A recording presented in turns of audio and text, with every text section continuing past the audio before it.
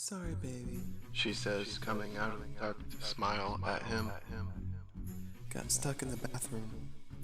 He sighs in relief, smiling back at her. I thought ninjas had come and taken you from me. He tells her as she hugs him from behind. I think I would rather be taken by pirates. She says to him, giggling. Matt laughs.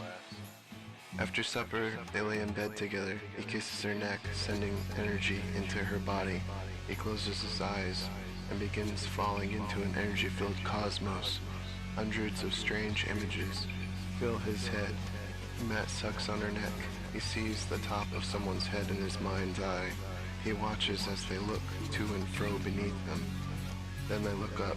Two rotted out eye holes glowing with darkness stare at him. He gasps and falls back away from Kim. What? What's wrong, Matt? She asks him, worried. Nothing. He stammers. Just freaked myself out. He tosses and turns throughout the night, strange, feverish dreams, keeping him from fully sleeping. As the morning light shines into the bedroom, he reaches out for Kim. His hand can't seem to find her. He looks up to see her, not in bed with him. He looks around, calling out for her. Kim? Baby? Where are you? Silence is all that answers him. 3 weeks pass, with no hint at what happened to Kim. After police reports and search parties turning up nothing, the situation seemed hopeless. Matt sits in the dark on the floor by their bed, deep in meditation, having done several rituals with no result so far. He knew patience was key to magic working, and that he was supposed to put it all out of mind for higher chances of success. But with Kim constantly on his mind, it was difficult to do so. His phone rings, the screen lighting up and shining in the dark room. Matt slowly opens his eyes, attempting to slow his breathing as he looks to see whom is calling. Rye's face looks at him from the phone's screen, a picture from their cruise when Matt and Kim had just started dating. Something arises inside Matt, and he suddenly screams, grabbing the phone and throwing it across the room. He stands and slams his fist into the wall, breaking through it. Why didn't I just stay awake after that dream? Why didn't I just hold her close and protect her?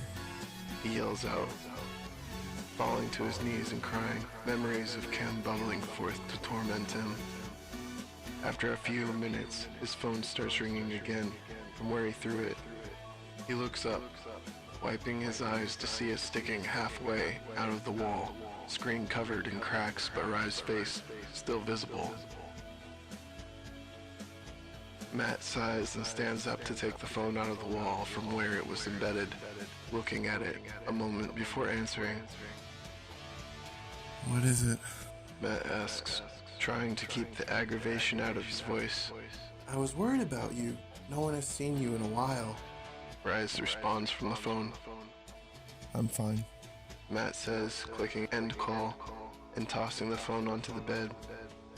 Matt sighs again, standing in the dark room. A sudden urge to get some fresh air causes him to open his sliding door and step out into the night. Closing the door behind him, Matt stretches his arms out and silently begs any god or being to help him find his lover. The birds, insects, and other sounds of the night are the only answer to his plea. After a few hours, he sighs again, turning to reach for the door handle. The sounds of the night suddenly cease, creating an abnormal silence. Matt stops moving, eyes moving back and forth as a multitude of thoughts arose from the back of his mind.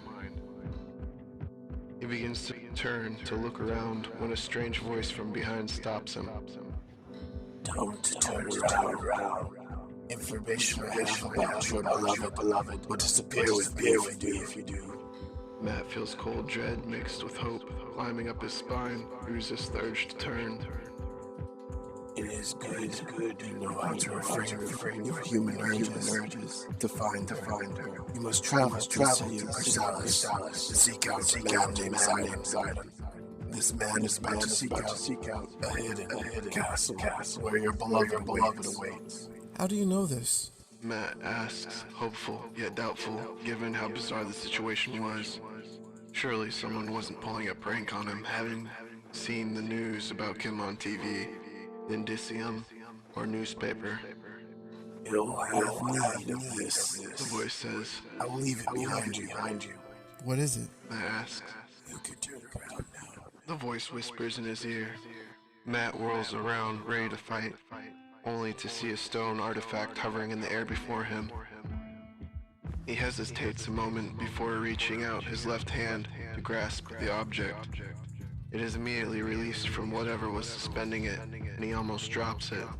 Shintax. He says, cursing to himself, looking around again before heading back inside. Matt turns on the light, getting his phone, and accesses his accounts to see how much money he has available.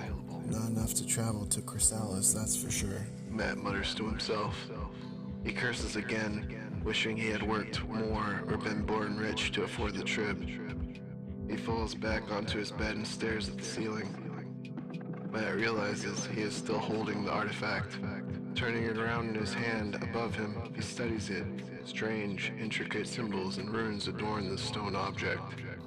You know, you've got to ask him. Matt mutters to himself, wishing there was another way. Sighing loudly, he gets to his phone again and calls Rice. Hello? Rice's voice answers, sounding aggravated.